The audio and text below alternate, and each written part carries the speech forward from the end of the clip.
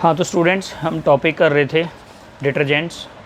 तो डिटर्जेंट्स में सबसे पहला आपको क्वेश्चन करना है कि why they are called soapless soaps. मैंने बताया भी था आपको कि भाई सोपलेस सोप क्यों बोलते हैं, कि उनकी सारी जो एक्टिविटी होती हैं वो क्लिनसिंग जो बिहेवियर होता है वो सोप वाला ही होता है, बट आपको पता है कि उनका जो कंपाउंड केमिकल फार्मूला होता है वो सोप से मैच नहीं करता है। That's why they are called soapless soaps. देखो, इसकी क्लासिफिकेशन थी एनायनिक, कैटायनिक और नॉन आयनिक। एनायनिक वो थे जिसमें नेगेटिव पार्ट जो है क्लिनसिंग एक्शन का वर्क कर रहा था, डिफ़ाइन अच्छी तरह से कर लीजिएगा। एनायनिक पार्ट, जैसे देखो मैंने पिछले वीडियो में बताया था कि ये हमारे पास सोप का फार्मूला होता है RCOONA, तो आपको पता है कि इसमें ये वाला पार्ट होता है RCO-। ये जो एनायनिक पार्ट होता है ये क्लिनसिंग एक्शन का वर्क करता है सोप के अंदर, ठीक है। तो इसी तरह जब आप कैटायनिक डिटर्जेंट में देखोगे तो उसमें कैटायनिक पार्ट होगा, अमोनियम सिट्राइल डाईमिथाइल समथिंग, वो डो डेसाइल अमोनियम सल्फेट करके कंपाउंड होगा, वहाँ पे देखोगे आप। तो उसमें जो है सल्फेट आयन जो है वो तो नेगेटिव आयन होगा, वो क्लिनसिंग का वर्क नहीं करेगा। जिसके साथ कार्बन चेन होगी पार्ट के साथ, वो जो है कैटायनिक पार्ट होगा और वो क्लिनसिंग का वर्क करेगा। फार्मूले को अच्छी तरह से कर लीजिएगा। इस वजह से इनका कैटायनिक पार्ट पार्टिसिपेट करता है, इसलिए इन्हें इन्वर्ट सोप बोलते हैं। देखो स्टूडेंट्स, ये जो हम क्लासिफिकेशन कर रहे हैं, इस क्लासिफिकेशन के साथ साथ जैसे नॉन आयनिक पार्ट है हमारा, थर्ड क्लासिफिकेशन का पार्ट है। नॉन आयनिक में कार्बन चेन होती है, वो नॉन आयनिक होती है और वो क्लिनसिंग एक्शन का वर्क करती है।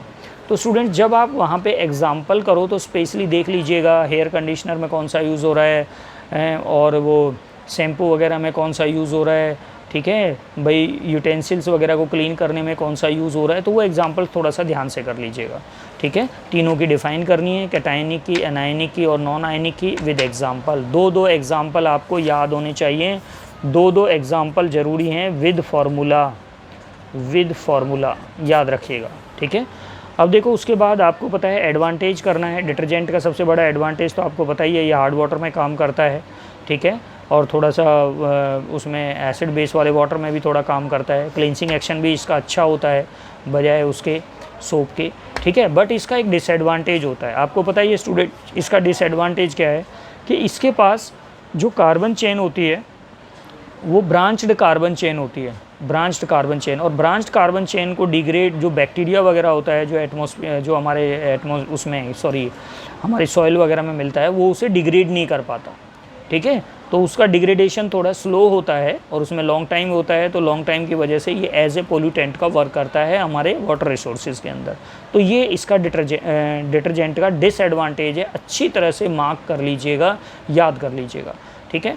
फिर एक क्वेश्चन आपको और कवर करना है कि बायोडिग्रेडेबल डिटर्जेंट कौन से हैं। हमने वो डिटर्जेंट्स भी बनाए हैं जो बायोडिग्रेडेबल हैं, तो बायोडिग्रेडेबल डिटर्जेंट कौन से हैं जो नेचर में बैक्टीरिया वगैरह से डिस्ट्रॉय हो जाते हैं, जिनके पास ब्रांच्ड हाइड्रोकार्बन चेन नहीं होती है।